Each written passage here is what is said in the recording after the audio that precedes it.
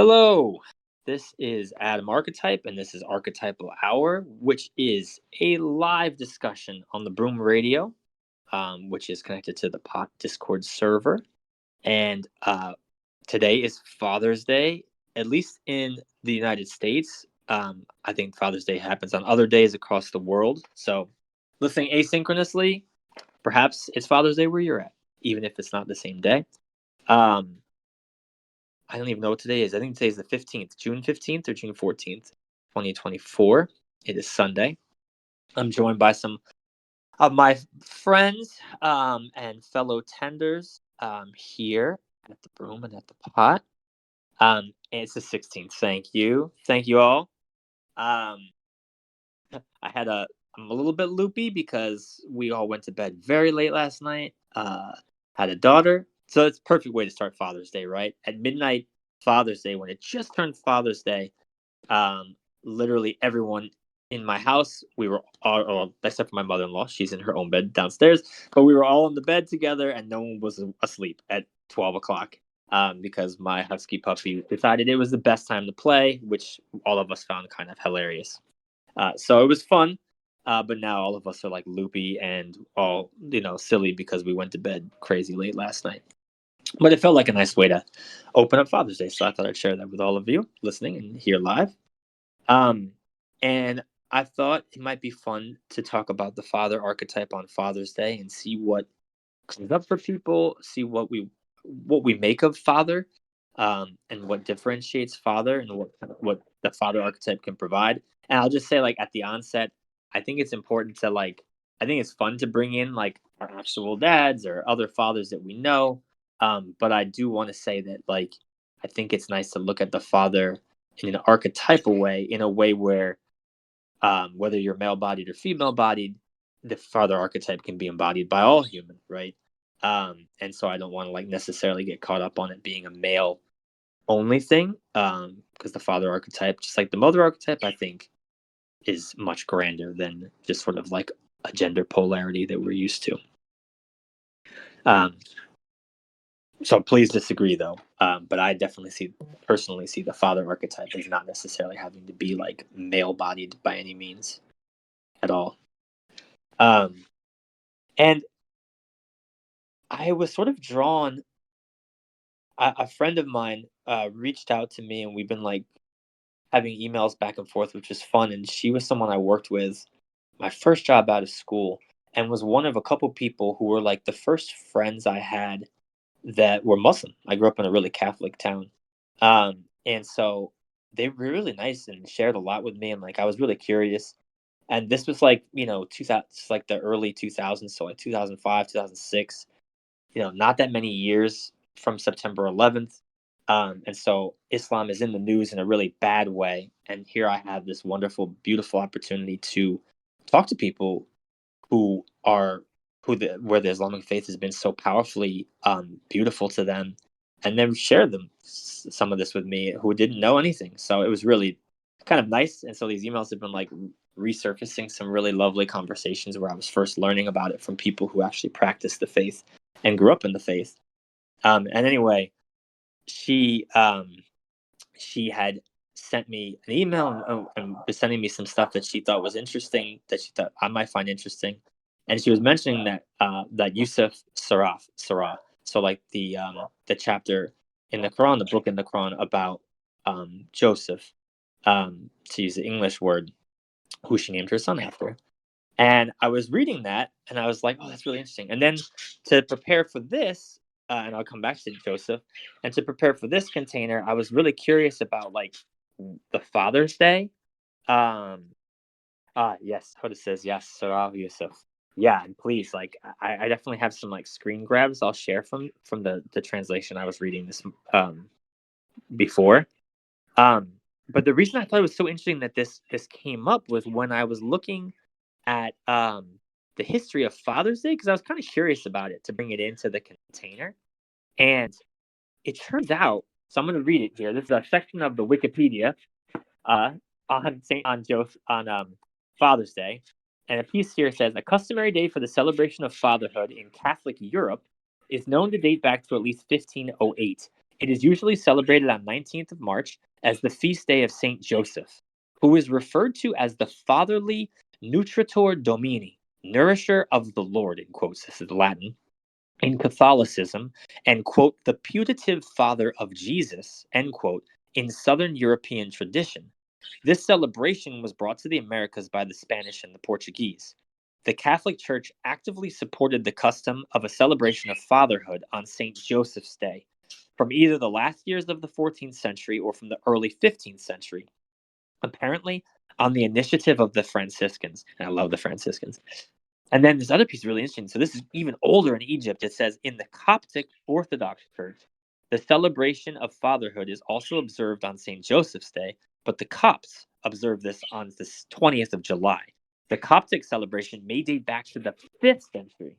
So even back to like the 5th century, way back in the Coptic traditions, there's this celebration of fatherhood that is connected to Saint Joseph.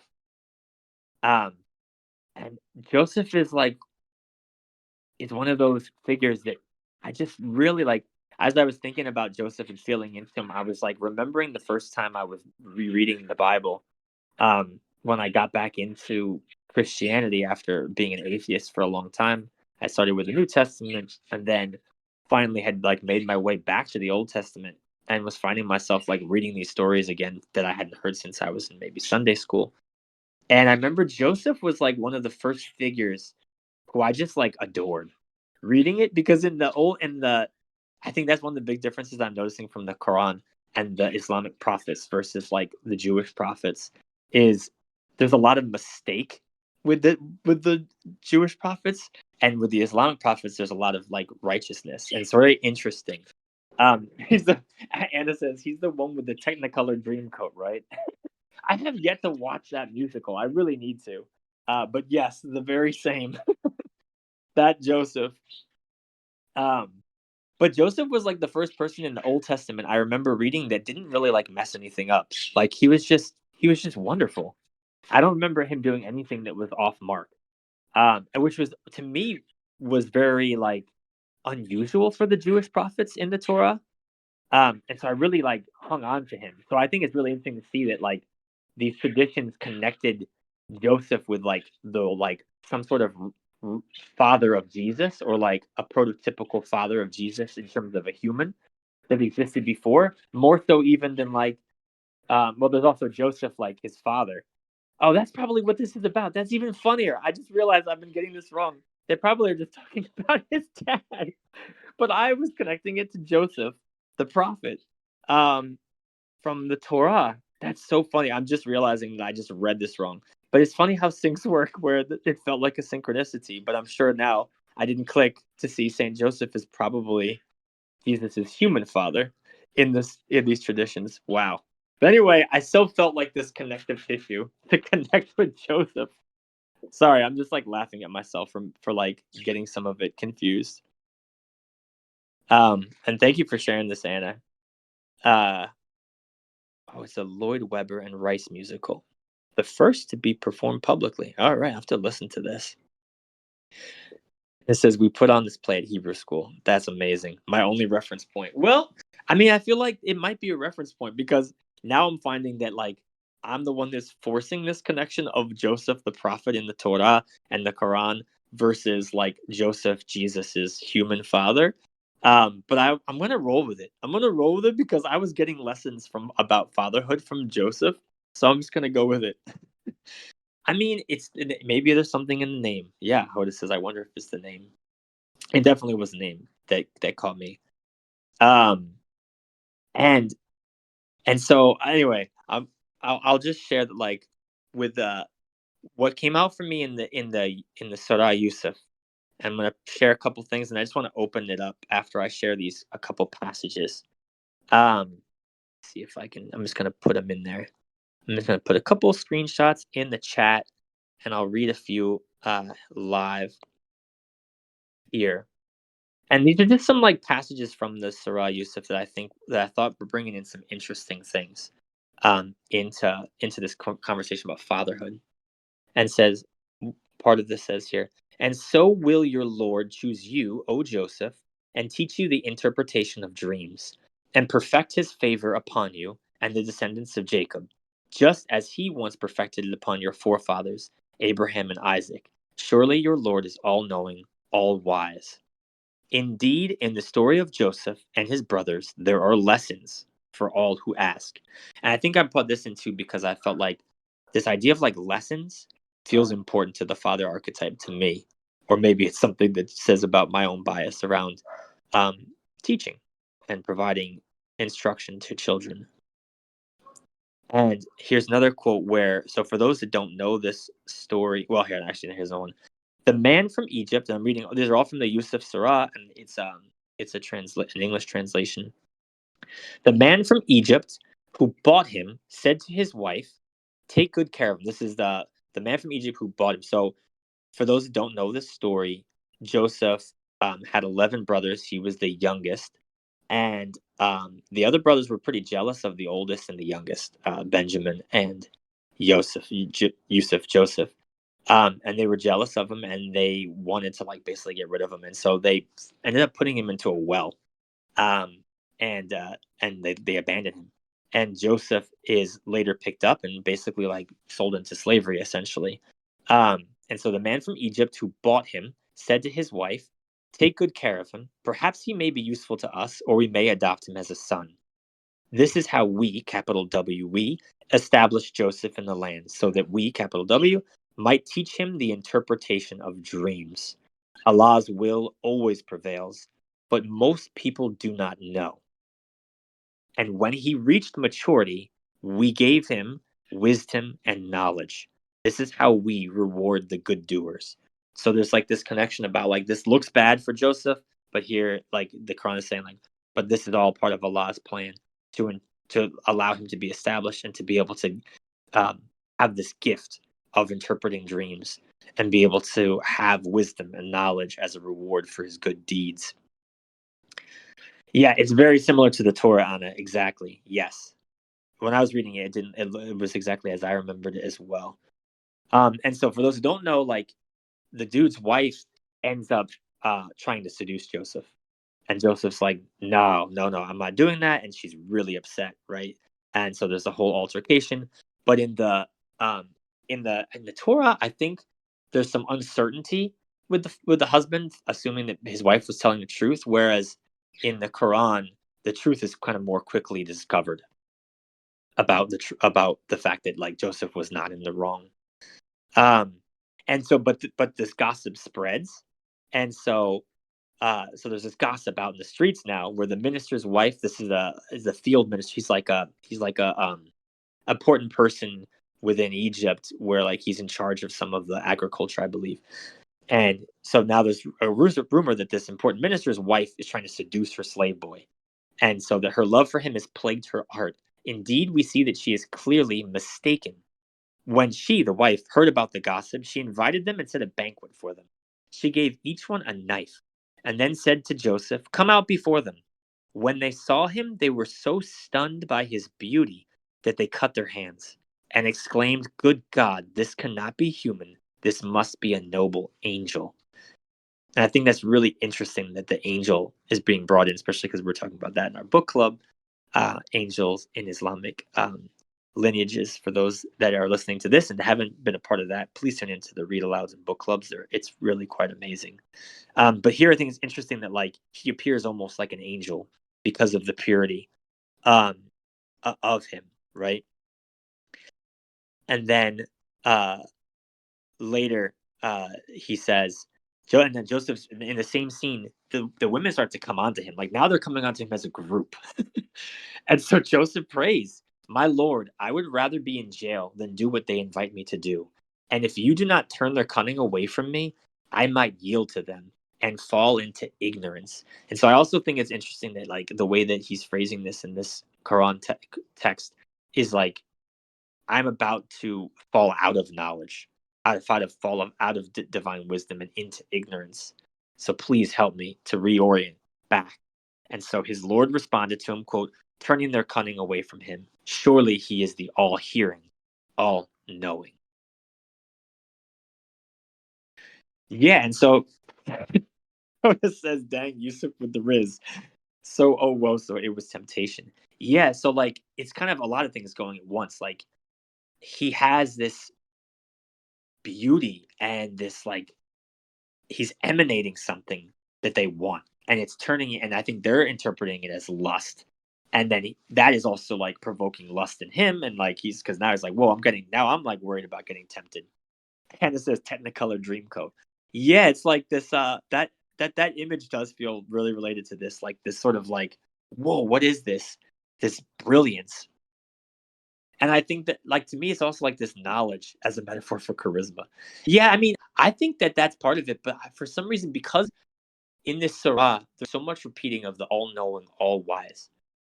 I feel like we're being brought into looking at the connection between beauty and wisdom and divine knowledge. And then as I was trying to, like, bring in the father piece, I was just thinking about, like, this father archetype is maybe saying something about keeping a channel clear for divine knowledge and being able to use that knowledge and provide that knowledge to others in ways that are beneficial, that allow God's wisdom and God's knowledge to be shared and put to good use by the humans. And I guess I was feeling like that was connected to, like, maybe a higher or a highest form of, like, a father archetype that is able to, and also, like, the all hearing, like, today was really tough at multiple points. Like, not to bring in my own life, but, like, my daughter's tired. She didn't really sleep, and so, like, there were times where she was just blowing up over random things. Like, things didn't go her way, and, like, the tears would just start flowing right down to, like, the smoothie at Panera or something, right? Um, and and it was one of those things where, like, I was thinking about these passages from the Bible, um, which I want to share also from the New Testament. I get it, Mama.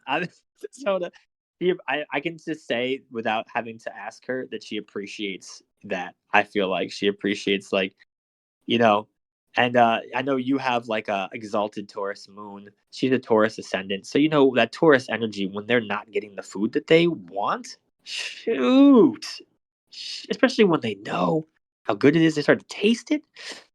I get it. I get it too, Mama. Um,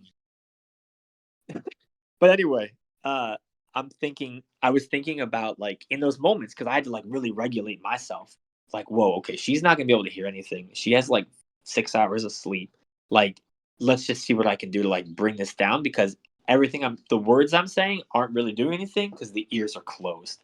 And I thought back to, like, Joseph and this divine knowledge coming through, and then I thought of, like, Paul's letters, and there's two in particular where he's talking about, like, all these things to do, and the advice he's giving to fathers in these passages, in these books, is about not messing with your kids. Like, so in Ephesians 6:4, it says, "And you, fathers, do not provoke your children to wrath, but bring them up in the training and admonition of the Lord."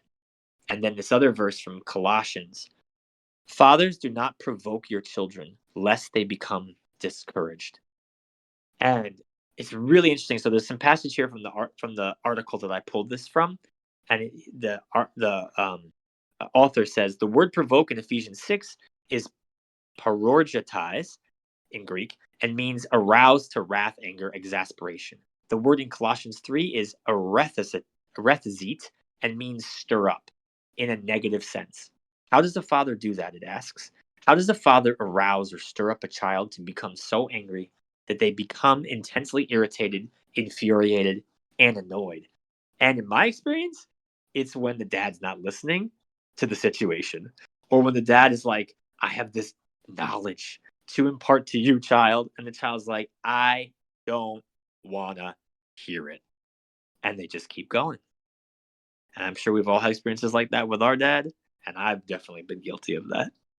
So that was coming up to me of, like, the father archetype, I think, does in its purest channeling form has some really good knowledge, especially knowledge of the divine. Like, I like how this verse says, like, to bring them up in training and admonition of the Lord. Like, being there to help your children think about divine things and divine alignment and aligning within themselves, like these really big things. And I love having these conversations with my daughter when she asks me about faith or God or other things like that that are more unknowable, and doing my best to like be honest in those moments, especially be honest when I'm like, honestly, I don't know. Here's some of the things that come up for me, and here's what I've experienced, and here's what lots of cultures say. But ultimately, this has to be your choice, right? Um, but either way, sometimes when she asks the question, then there's this point where like, okay, but now she's moved on, and I'm still like in teacher mode, and so like that's when that father archetype, I feel like I have to like remember like the ears are not there right now. Don't force it. Don't provoke. Oda, I'm seeing some really interesting things in here. I'm wondering if you want to come off mute because I feel like there's a lot of threads being pulled there. I'd love to hear you explore them if you're open to it. Totally.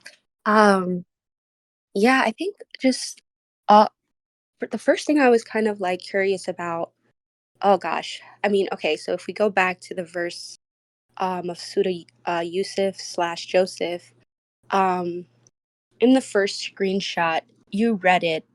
Oh, actually, no, it's in the second one.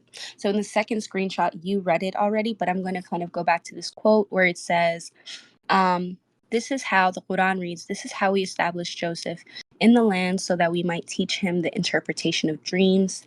And then it goes on to say Allah's will always prevails, but most people do not. And yeah, you were speaking to this like um, attribute of omniscience that could probably like, the way I'm understanding it is like if there was like an umbrella of like fatherhood and like these attributes that relate to fatherhood. Um, I don't know, like that wisdom that prevails that would keep um, Joseph in this particular verse of the surah safe in a circumstance where he was basically like orphaned. Mm-hmm. Um, it's super prevalent in Islam, and I don't want to go like through the cultural like repertoire, but that's also a really big pillar in the traditions related to Islam and those lineages, like a sense of fatherhood or guiding or leadership um, that actually like protects the individual or protects the maturation of the individual. Um, and so it's really fascinating because Quran does that, right? It like dips into like different personhood, like tenses, right? So it's like you and then like we and then like Allah as far as the speaker goes, right? And I just really find that verse like super poignant, or that piece like this is how we established Joseph in the land so that we might teach him. So like in other words, it's like Joseph is being guided in this like larger scheme of his own prophethood, but he's being like guided by this attribute of Allah that not only like knows better than him but is like taking, I don't know, I'm just kind of like, maybe I'm Yeah, projecting a little, but there's some like mysticism there for me that I would love to, yeah. I would love to tease out. I mean, I really feel like that's there too. And Hmm. I feel like even though it's not really being spoken in some of the passages I shared, like from my reading of the Surah, as well as my recollection of reading from the Torah um, in Genesis, like I do feel like Joseph's faith and his devotion to God and his sort of like inner practices do keep him always steady no matter what his circumstances are. So like I love the way you're describing more like this emanation of Allah, this like it's with him. And so that's what allows him to like be protected and to also like stay the course. Mm, You mhm. Wow. Yeah, it makes me think of like, just those like really big like theological pieces of like destiny and fate. Um, Mm, but I also feel, and I might be reaching here. I'm like, I don't know. I feel like it's related to fatherhood in a way. Um, and so yeah, like that was the first thing that was coming up for me. And then the second thing, this verse about like, do not provoke your children, really like, yeah, I would love to just talk about whew. that. I'm gonna mute now because I'm like, oh my gosh, I'm still kind of like processing it. But yeah, I'm Yeah. curious what comes up for y'all around that. Yeah. I'm gonna hold space too for a second because a few things are coming up for me because like before I knew I was gonna talk about Father's Day as an archetype for this session, there were 3 clients I worked with last week who brought up their fathers unprovoked. for let's say use the word without unprompted, right? It just sort of came up as things that they were working on or struggling with this week. So I thought that was really interesting. And it was in all cases the three people were exasperated in some extent. So it's very interesting that it's coming up here. Yeah, I'm really curious to hold space and hear what's coming up for people when they think of this like this encouragement from Paul in these letters to be like, dads, don't provoke, don't stir up your kids.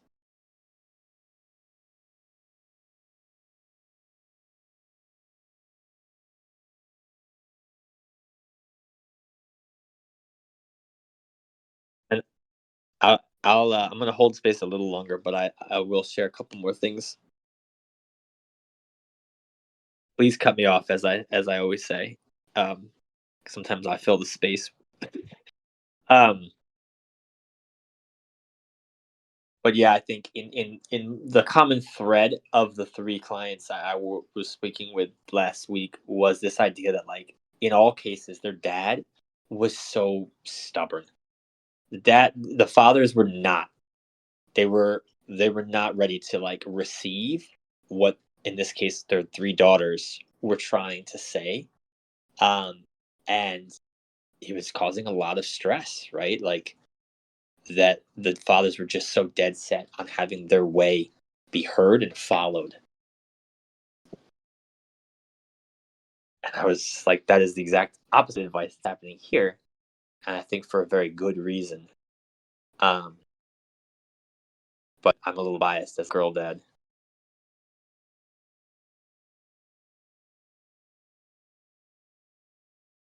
Yes, I agree. Lexi shared, I feel like fathers provoking daughters through authority can be really damaging. And I really agree with this in ways that I don't even know if I can really articulate with words.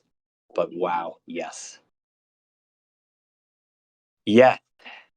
And I think in this case too, like the not to like try to like blend three very different, unique circumstances, but like if I were to try to pull a common thread, it is this idea of authority, right? Like where the father feels like their authority is being questioned because their daughter is not going in the path or direction that the father wants them to go in. And I find it really interesting that the fathers on all these cases are so like dead set. Whereas like as a girl dad, I mean, again, it's easy for me to say because these are all grown women, and I'm talking about a 7-year old. So let me stay humble here. I'm sure I will be tested much greater, but I sometimes I get it's frustrating getting pushed back all the time. But I appreciate that my daughter tells me what's what or disagrees with me openly. I think it's really healthy, personally,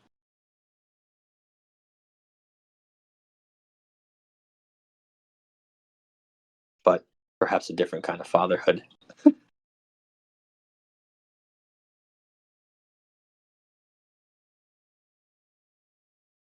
But yeah, I'm curious what's coming up for you all on this.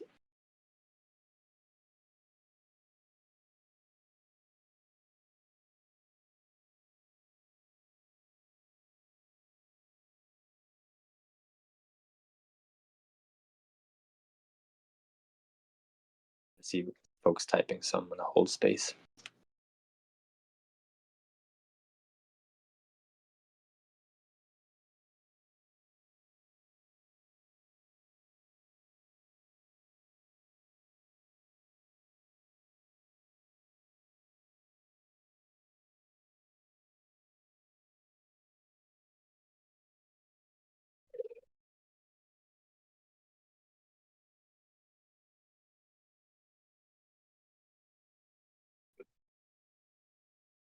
I don't know why I might be projecting, but I can feel like the complexity of some of the thoughts that are trying to be synthesized into texts in a chat right now. I feel like these topics can really touch on some very big things. Hoda says, honestly, my inner child is like patriarchal social mores really knocked the wind out of what fathers can be / the dynamic of fatherhood. Please disagree. Whew. Oh man. Yeah. I love this phrase knock the wind out of it too. Like it's a very evocative image in this context. And I agree so much. Especially because like what I feel like this Surah was calling me to, at least I'll just speak for myself now, not for everybody, was like the fact that like the wisdom and the knowledge is beyond the human. It is with God, in this case with Allah. And like there's a lot of humility that you have to have and a lot of devotion and discipline to have access to this wisdom and knowledge.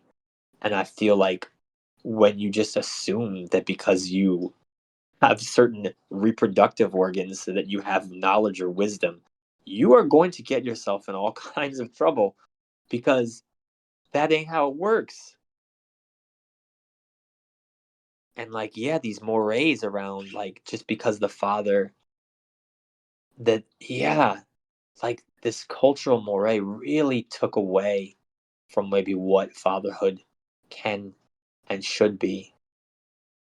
Which to me, I'm like going back to like basics of like a masculine principle. To me, like when I think of a masculine principle cosmically, I always come back and like in terms of like an image that I can understand as a human being on Earth is like a seed, right? Like the masculine is the seed that is planted in the womb, right, of the feminine or the egg of the feminine, however you want to talk about it, with the seed, right, that becomes life. And like I think seeds can also be like wisdom, knowledge, and like you know, but a seed can't just be like strewn apart into the wind and expect it to turn into a, a, a, a grove of wisdom trees, right? Like the seed has to be planted at the appropriate place and time and be nurtured.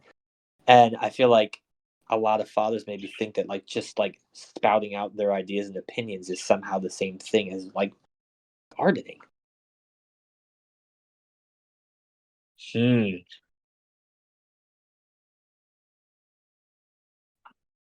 that's interesting.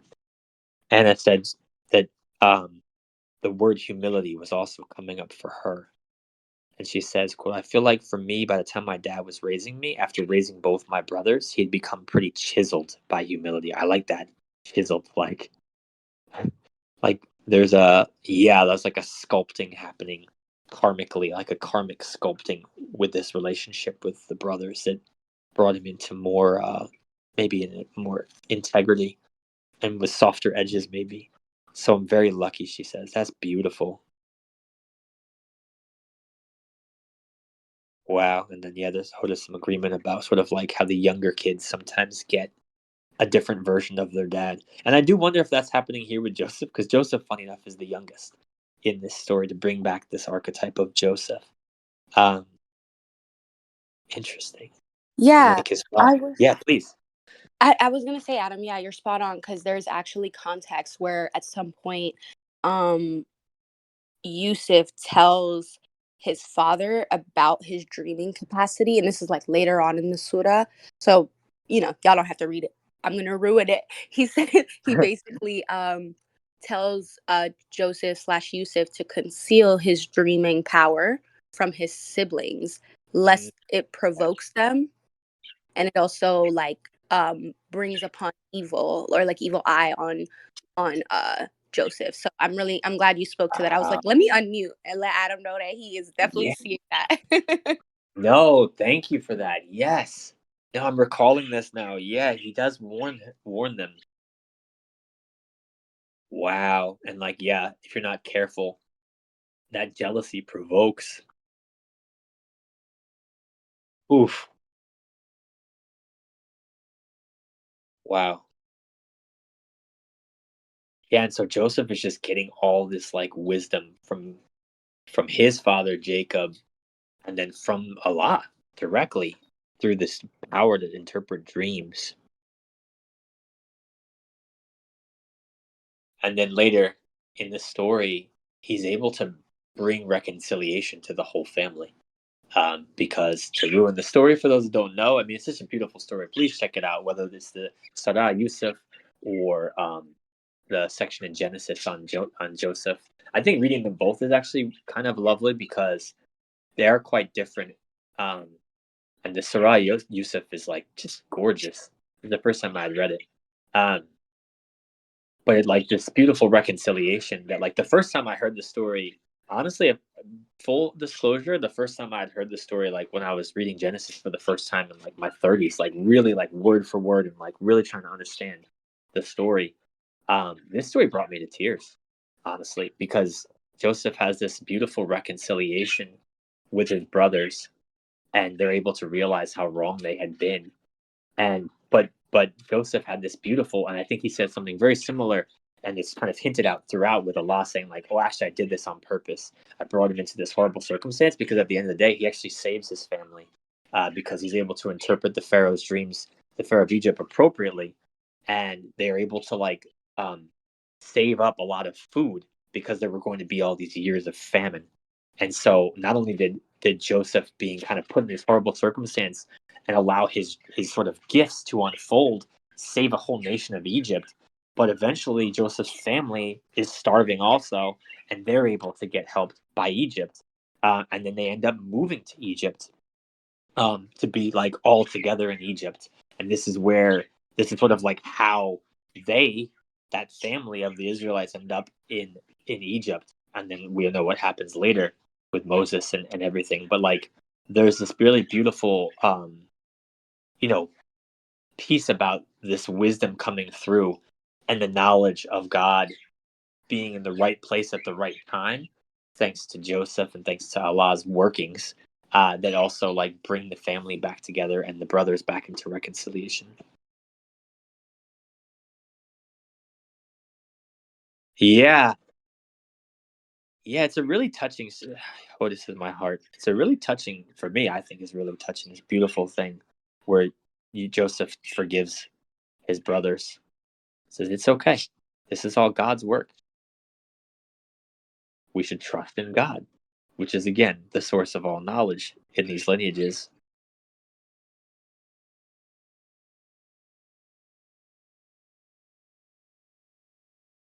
Whew.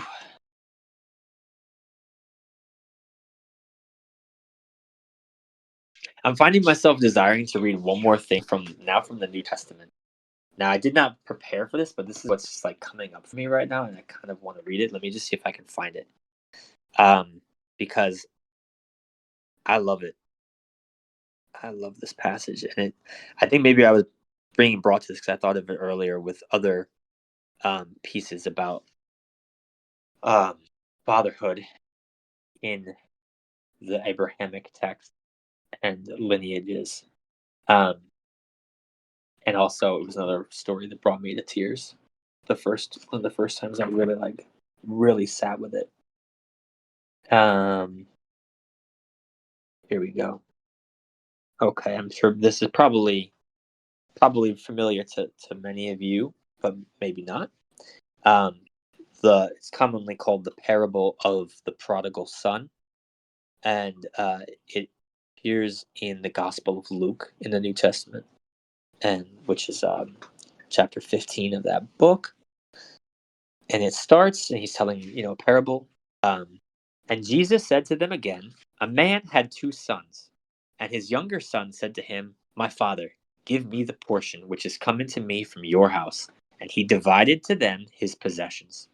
And after a few days, his younger son gathered everything that was his share and went to a faraway country, and there he scattered his wealth in extravagant living. And when all he had was gone, there was a severe famine in that country, and he began to be in need. And he went and got acquainted with one of the men of the city of that country, and he sent him to the field to feed the swine. And he craved to fill his stomach with the husks that the swine were eating, and yet no man would give him.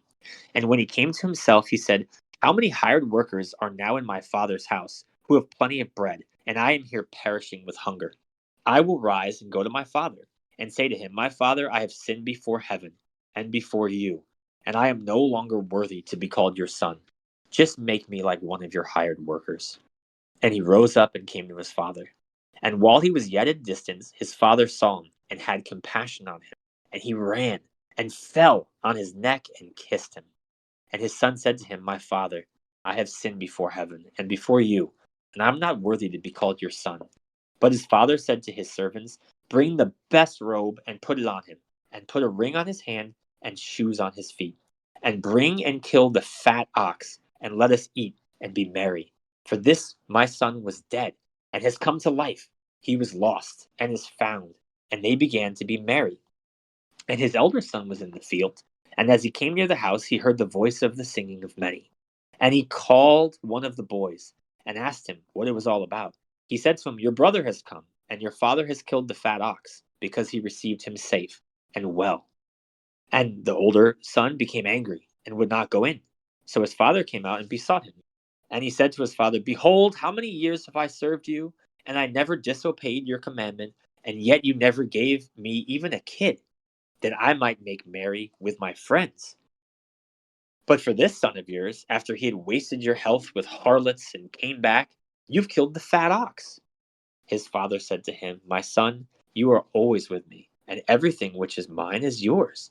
It was right for us to make merry and rejoice, for this your brother was dead, and has come to life, and was lost, and is found. So there's some interesting parallels that I hadn't even really considered with this Joseph story, actually, with that sibling, exactly, that sibling rivalry too. Yeah, it's really interesting there. Um, it shows up a lot in these Abrahamic texts. I mean, you think of the first murder was Cain and Abel, Adam's sons. Um, and there was also jealousy, right? Because God liked the one's sacrifice over the other. And that really that was enough to elicit the first murder, like this sibling rivalry, and in this case, hey, I'm with you, what's the deal? And this was in a passage about lost sheep, where Jesus is telling a lot of stories to talk about this idea of if you've been lost, if you're in the wilderness, if you've walked away from God, don't fret. Like, God is always going to be excited when you come back into the fold. And sort of the message is coming through this passage, just to give some context. And it's like a father, a beautiful father that's just happy to have their child back, that's just happy to be in the presence of their children again. Hoda says, unconditional love. Is that you? Mm. Mm. Yeah. Yeah, I mean, it's a really touching. Um, and I think it's just bringing in this thing about yeah, there's the words are kind of failing me now, so I'm just gonna sit with it and try to get grounded to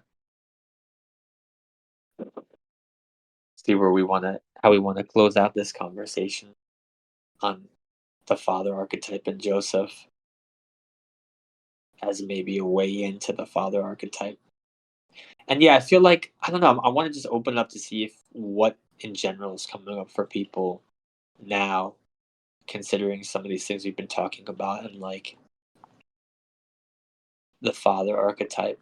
And I'm also still I'm finding myself going back to the way that patriarchal culture really has harmed the father archetype in how it's embodied today.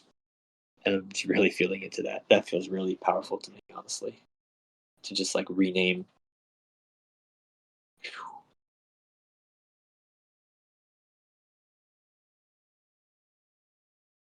Trying to see if I can formulate a question that might elicit some last weaving here.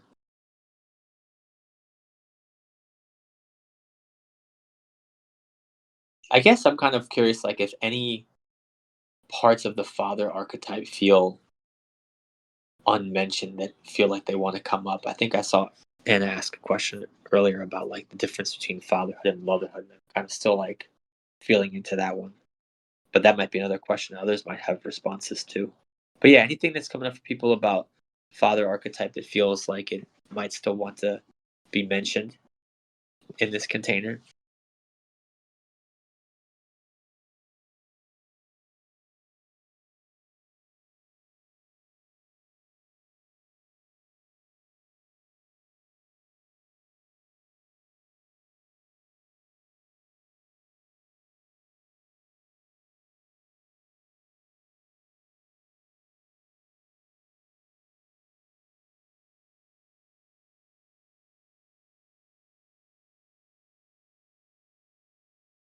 Yeah.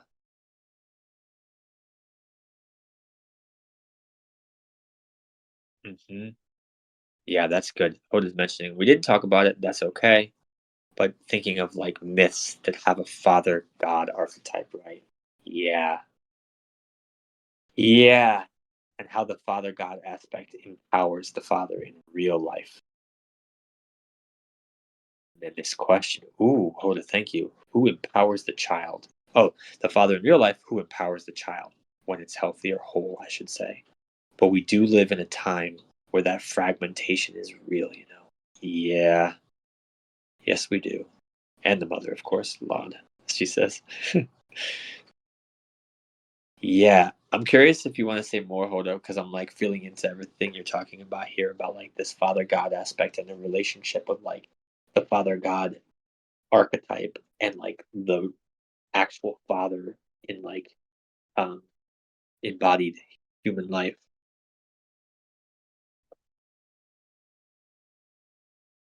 Yeah, I'm kind of like I'm kind of bringing in a couple of different contexts, but like I guess yeah, like not to sum it up, but like what I'm thinking of is like how there's this like downstream exchange of power from like the deity to like the patriarch, probably because, in these particular time periods and in this particular faith, that was the wave, right? So it's like this power comes down from God to the Mm, patriarch and then is like dispersed amongst the family. Um, and then also depending on the father, right, and his status in society is also like endowed and um, diffused. That power, that divine essence becomes diffused within the community or the work, or it reflects something about the status of the father. Um, and again, when you're thinking about like agrarian and like ancient societies, I'm laughing at what Anna said in the chat about quiddity. I can't even say. I'm struggling to say this word. um, but yes, the point that I think making is like, yeah, like these intersections between like maybe like this first principle of like fatherhood that was like super relevant and like especially as like the patriarchal bare bones of society were like super fresh and we weren't talking about like a globalized world.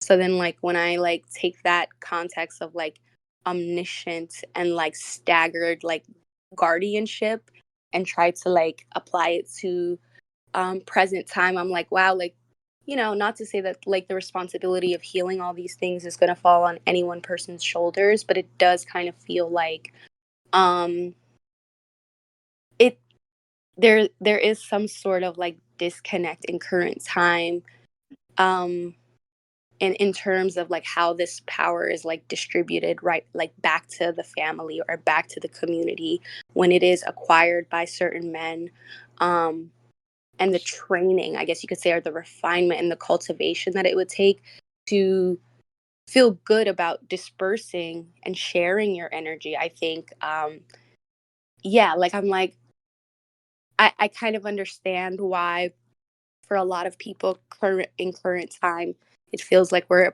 a part of like we're in the middle of like a spiritual um sort of renaissance, because I'm like, yeah, it seems like the funnels that would like exchange the spiritual power amongst lineages is kind of transforming. And I mean, I mm, kind of love that, right? I'm like, I think also like adaptable fatherhood and also like humble fatherhood, like you had mentioned, to me, like in my perspective, has a lot more stake in the way things are right now, as opposed to like the patriarch who is lauded after mm. and, it's kind of like living in an illusion that everyone has to kind of like supplement and like buy into. It's funny because I was talking about this yesterday with a friend, and I remember this friend like misinterpreted me because they're like, "What are we gonna do in the household without fathers?" And I'm like, "I'm not saying Mm. that fathers need to be eliminated because that's actually egregious. What I'm saying is actually like more father, less patriarch, if that makes sense, Mm. you know?" And so I'm Yes. curious what that brings up for y'all. Yeah. I love that. I love that. And I guess, like, I'm kind of struggling to put words to it, but, like, the way that you phrase that, what comes up for me is, like,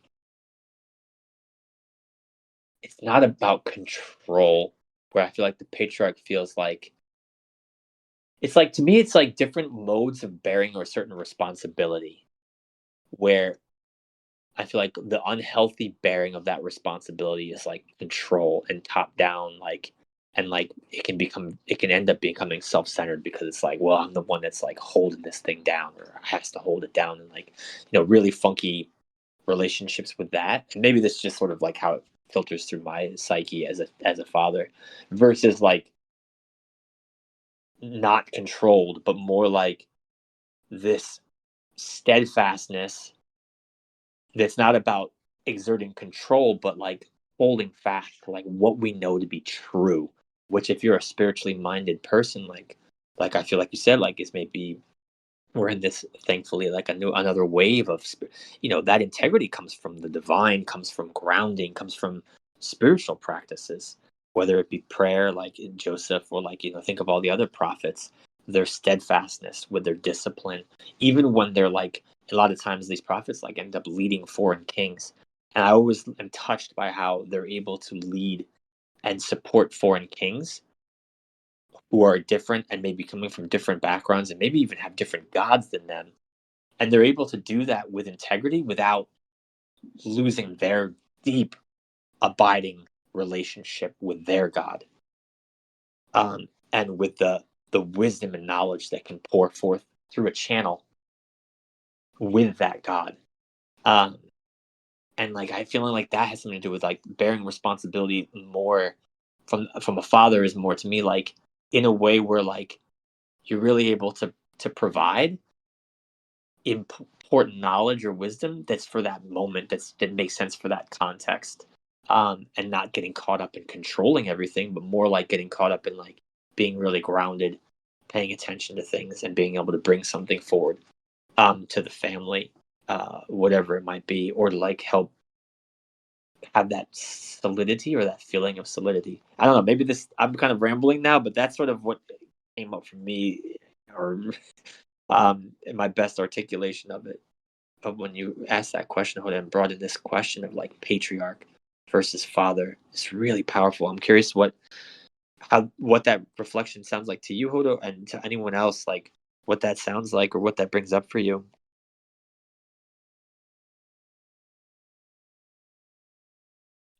Ooh, I see some of your comments now.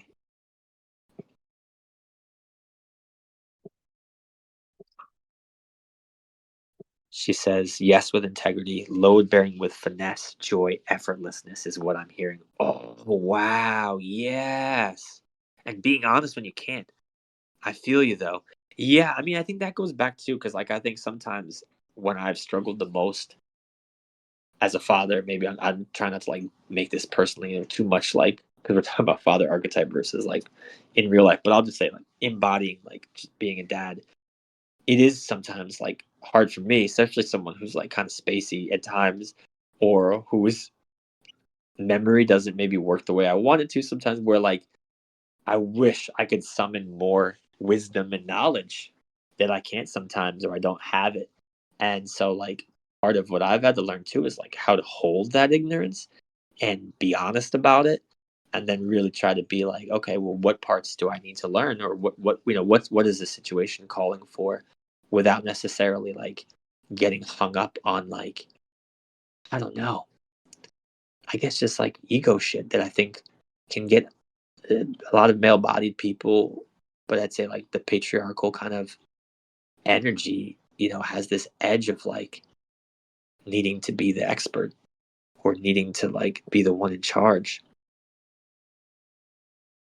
And I love what you're saying about like finesse and joy and effortlessness and honesty and humility when you don't know or when you can't provide in the way you want to. And it says patriarch and like doctrine go together for me. Yeah, there's like a rigidity feeling that both of them feel like to me energetically.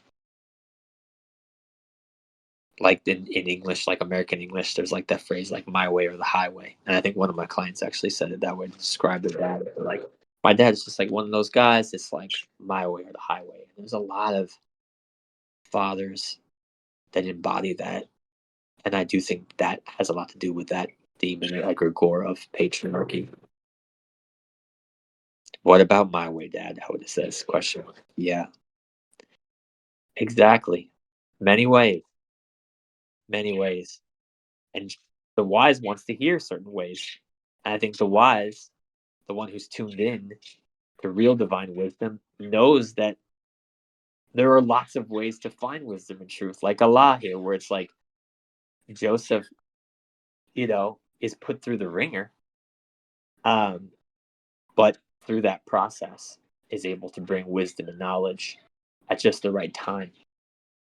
And really trusting in that divine is something that is missing, I think, in our very non-spiritual, at least in the West. And I think that's going to show up very differently for traditions that are very still full of faith. But I think there too, that's the difference of doctrine, the difference between faith and doctrine, right? Like Anna's pointing out to, where it's like I could see the dad in a very spiritual home, um, relying more on the words of doctrine in like from a teacher or from an imam, or from a pastor, versus like a real embodied contemplative practice where that wisdom is going directly to the source and they're getting it from that, from their faith, from their own inner practice, versus like, well, but someone said this so you can't do it. It's like, whoa, okay, have you gone in? Because I feel like that's what I'm feeling like is coming from some of this stuff with Surah Yusuf, at least for me. But again, I'm filtering this through my own biases, and maybe this is the lessons that I'm pulling. So I'll just say that out loud. These are the lessons I'm pulling personally, and where I'm in my stage of life as a father. But I'm curious if anything stands out to anyone else.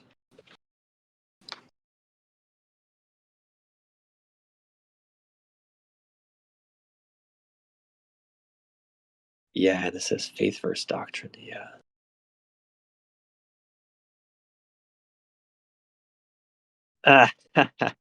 Hoda says earlier, it's definitely the scenic route, and there will be flowers and music, but it's like, hey, let's try it, Pops. You don't know. Oh, thanks, Santa. So, wow, I'm feeling like I don't have much more to say, but I want to hold space a little longer to see if anyone else has more that's coming up for them. And I feel like this might be one of those threads that there could be some cool stuff that came out of it. And I'm certainly going to be sitting with a lot of the things we talked about longer. But yeah, I want to just leave a chance for anyone to come off mute or share in the chat anything that maybe might be a takeaway or something that they're sitting with or going to sit with. I feel like I'm really being drawn to, like, as a father, what more maybe what roles or what ways I might play, both in my own like sort of family dynamics, but also like speaking to friends. My one of my best friends from my elementary school all the way back. He just had his first daughter just 2 days ago, so that's really exciting. And so just thinking about like what roles I might be able to play, even in my own little circle of like detethering some of these patriarchal things, and in my own field from fatherhood. But I'm curious what others might be taking away, or any last things people want to share. Ooh, that's a great thing to sit with, and I think I'm going to add it to my list too. But Hoda mentions, oh my Gaia, fatherhood as an initiation is probably going to be what I sit with for this convo. Wow. Yeah. Thank you for that. That is something beautiful to sit with. I will definitely be sitting with that as well. And I invite anyone listening to this asynchronously, if you made it this far in the recording, thank you for staying. Please drop a comment, whatever platform you're watching, or hopefully you are members of the Broom. And if you're not, all the links to join through Buy Me a Coffee or are available in this description. And so I hope you are part of these conversations as well. Yeah. Thank you all. Thank you live for those alive. And I see someone typing, so I'm going to hold space a little longer. Mm-hmm. To live crew. That's right. That's the live crew. It's a different kind of energy, y'all. Please join if you like these kinds of conversations. And if you were listening to this and you're like, oh man, I really wanted to get this point in. Why didn't he talk about that? That's why you need to be here. So you can cut me off and be like, what about this? Or hey, this is my experience and how it might relate to this. Of course, y'all don't know nothing about containment. Yes. And it says, I feel like what's coming from me is a prayer about holding responsibility with grace and humility. Oh, wow. Ooh. Prayer about holding responsibility with grace and humility. Ooh. And this one, I feel like I just got a little nudge. This is more like for me, and I feel like Lexi, because I'm feeling like there's some really strong Yama themes with that, but I'll leave that for something else, just to kind of connective tissue with other archetypal hours. But um, wow, I love this prayer about holding responsibility with grace and humility. Oh, I think that sums up this fatherhood archetype so powerfully, and like this, what it might initiate us into that are going to be fathers in reality, and also, or I think again, which I think supersedes being in a male body, I think that initiation to fatherhood can be open to all, honestly. And this like initiation through responsibility with grace and humility, and like this intention of a prayer. Wow. Whew. Ooh. Hoda has a microphone gif, and she said a little louder, dude, in terms of prayer for humility and grace, with the bearing responsibility. She said for the ancestors that are like la la la, don't want to hear it in the back. Oh, that's funny. Oh yes. Hoda says, dude, also healing the father in me, like the part of me that is tasked to guide and lead myself. That is so powerful. Whew. All right, I feel like these are powerful notes to end on. Thanks so much, everyone, especially Hoda, Anna, and Lexi for joining live.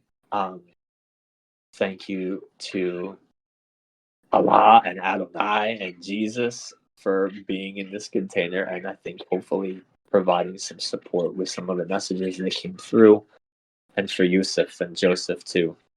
Thank you, everybody. Have a great rest of your days. That was a very strange send off, but there it is. Okay.